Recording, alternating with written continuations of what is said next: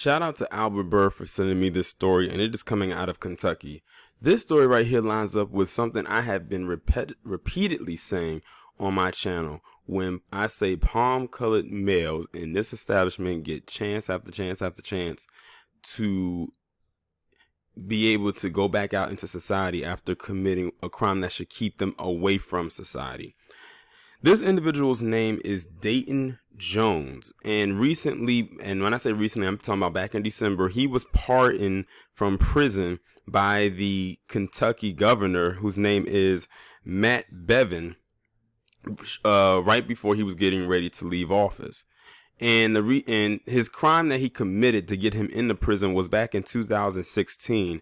This guy right here pled guilty to sexually assaulting a 15-year-old boy. And he went to prison for a little while, and he was pardoned after doing, and I don't know when he actually got put in jail. I don't know if it was 2016 or 2017. So we're going to say either 3 or 2 years. He was pardoned. Well, he's getting ready to go back into jail. Why? Because they found something on him 2 years prior to what he did in 2016.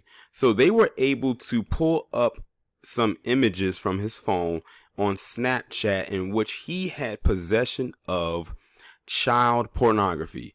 Am I even surprised that he had that on his phone? No. Why? Because he went to jail for sexually assaulting a 15-year-old boy 2 years later.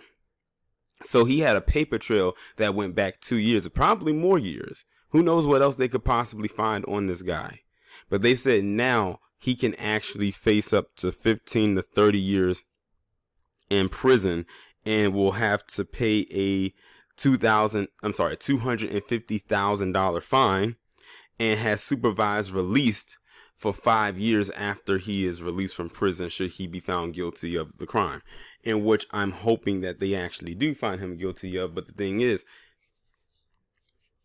why put him back out into society? It's people like that. It's certain crimes, like especially like ones like this, that I truly believe people are irredeemable of, because it becomes like an addiction. Like this guy had possession of child pornography 2 years before he actually committed the act of actually touching a minor. But here's the thing though. Who's to say he wasn't touching minors before? Because I always believe someone who has possession of child pornography most likely has come in physical contact with a child before. And the mere fact that the person who has possession of that type of material lets you know what goes on in their head, how they fantasize about children. And they most likely watch that kind of stuff on their computer, and it's probably all stored in their hard drive. Remember, I did a video maybe about a month or so ago about this guy that they found out that he had a whole 18 terabytes worth of child pornography. And I said to y'all, do y'all know how much 1 terabyte is? That's a lot of storage. So imagine 18 terabytes. That's a lot of storage of child pornography. Now, you have black men that are locked up for little petty crimes, little misdemeanor crimes, nothing too serious, such as getting caught with weed. Yet you have this guy that actually sexually assaulted a boy and had possession of child pornography, both of which, last I checked, are felony crimes. And he's able to get pardoned by the former governor of Kentucky after only serving maybe 2 or 3 years. Now he's headed on his way back there. Like I said, there's certain people that commit crimes like this, or crimes of this level, that should not get pardoned. Not like if you commit a felony level crime, you should not allow to be pardoned. It's people behind bars with misdemeanors that can't even get pardoned, and probably sometimes have longer sentences. There's black men behind bars now for misdemeanor crimes who are serving what will feel like a life sentence compared to this guy who committed a felony crime, and it's almost like he committed a misdemeanor. It's like the role switch. And like I've always said, if they look like they're crazy, most times, 9 times out of 10, they are. Look at this guy. And I think this is an old mugshot of him, probably right around the time of his conviction, or when he was arrested back in 2016.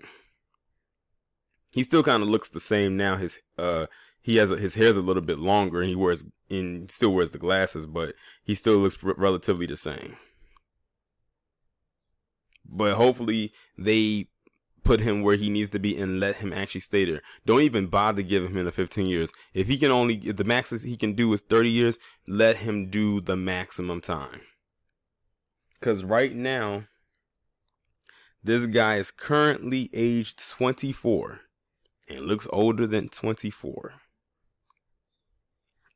So that means if he gets the 30-year max, he'll be out when he's 54, and he'll have to stay under supervision for 5 years. So that means technically he'll be under their watch until he's damn near 60, if they give him the max.